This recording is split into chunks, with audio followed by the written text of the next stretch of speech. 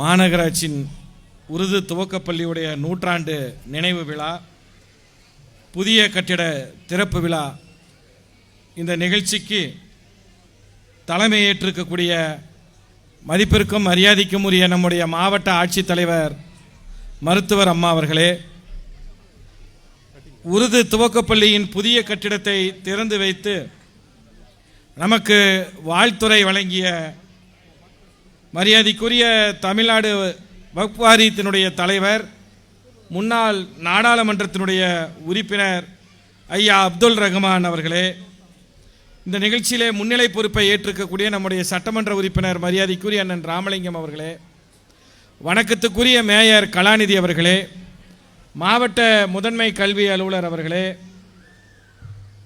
துணை மேயர் பூபதி அவர்களே, இந்த நிகழ்ச்சியிலே பங்கெடுத்து தலைமை தாங்கியிருக்கிற நம்முடைய அருமை நண்பர் தௌலத் கான் அவர்களே, இந்த நிகழ்ச்சியிலே பங்கெடுத்திருக்கக்கூடிய நாமக்கல் நகர கழகத்துடைய செயலாளர் அன்பு சகோதரர் ராணா ஆனந்த் அவர்களே, மேலும் இந்த நிகழ்ச்சியிலே இருக்கக்கூடிய இந்த பகுதிவாழ் தொழிலதிபர்களே மற்றும் சாதிக் பாட்ஷா அவர்களே, இந்த நிகழ்ச்சியிலே பங்கெடுத்திருக்கக்கூடிய கல்வித்துறை அதிகாரிகளே மற்றும் மேடையிலே அமர்ந்திருக்கக்கூடிய சான்றோர்களே, பெரியோர்களே, உங்கள் அனைவருக்கும் என்னுடைய வணக்கத்தை நான் தெரிவித்துக் கொண்டு, இந்த மாநகராட்சி உருது துவக்கப்பள்ளிக்கு ஒரு நல்ல கட்டிடத்தை, அழகான கட்டிடத்தை நம்முடைய பாசத்துக்குரிய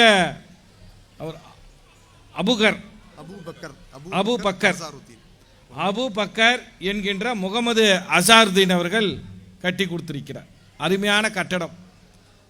இதோடைய மதிப்பு ஏறத்தாழ 75 லட்சம் ரூபாய்க்கு இந்த கட்டடத்தை கட்டியிருக்கிறார். அதற்கு முன்பு ஒரு வருடத்து காலத்திற்கு முன்பு இதே இடத்திலே ஒரு கட்டடத்தை, மஜித் கட்டடமும் அவருடைய நன்கொடையால் கட்டப்பட்டது.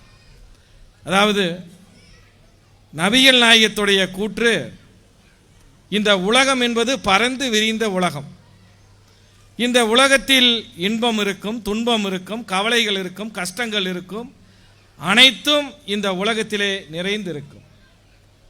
இறைவனுடைய அருள் பெறக்கூடியவன், இறைவனுடைய ஆசி பெறக்கூடியவன், ஒரு மனிதனாக பிறந்தவன் தன் வாழ்நாளில் இந்த உலகத்தில் இருக்கக்கூடிய அனைத்து மூலைகளிலும் இருக்கக்கூடிய துன்பங்களையும் கஷ்டங்களையும் போக்க முடியாது. அதற்கு நபிகள் நாயகம் சொல்லுகிறார், நீ இறைவனை சென்று சேர வேண்டும் என்று சொன்னால் உன் கண்முன்னே இருப்பவர்கள், உன்னோடு கூட பிறந்தவர்கள், உன்னுடைய சகோதரர்கள், உன்னுடைய நண்பர்கள், உன்னுடைய உற்றார் உறவினர்கள், உன் கண்முன்னே உனக்கு தெரிந்தவர்கள், பழகியவர்கள், இவர்கள் படுகின்ற கஷ்டங்களில் துயரங்களில் நீ பங்கெடுத்து அவருக்கு நீ உதவி செய்தாலே போதும், நீ இறைவனை சென்றடைய வழி என்கிறார் நபிகள் நாயகம். அந்த கண்ணோட்டத்தில் தான் நம்முடைய மிகப்பெரிய கொடையாளர் தான் பிறந்து வளர்ந்த ஊரில் தன்னுடைய மக்கள், தான் வாழுகின்ற பகுதியிலே இருக்கக்கூடிய மக்கள், குழந்தை செல்வங்களுக்கு இந்த மிகப்பெரிய தாராளமாக இந்த நன்கொடையை அளித்திருக்கிறார். நாமும் இறைவனுடைய அருள், நபிகள் நாயகத்தின் வழி நின்று நம்முடைய உற்றார் உறவினர், சகோதரர்கள், தங்கைகள், அண்ணன் தம்பிகள், நம்முடைய நண்பர்கள், இவர்களுக்கான உதவியை அவர் வழி நின்று நாம் ஆற்ற வேண்டும். அதற்கு ஒரு எடுத்துக்காட்டாக தான் நம்முடைய அபுகள் இங்கே விளங்கி கொண்டிருக்கிறார் என்று இந்த நேரத்தில் சொல்லி உங்கள் அனைவர் சார்பாக அவருக்கு என்னுடைய நெஞ்சார்ந்த பாராட்டுக்களையும் வாழ்த்துக்களையும் நான் தெரிவித்துக் கொள்கிறேன். இதே நிகழ்ச்சிக்கு என்னை அழைக்கின்ற போது நம்முடைய தௌலத் கான் அவர்கள் எப்பொழுதும் எனக்கு ஒரு ஃபோனாக பண்ணிக்கிட்டே இருப்பார். நான் எப்போது நிறையா நிகழ்ச்சியில் இருப்பேன்.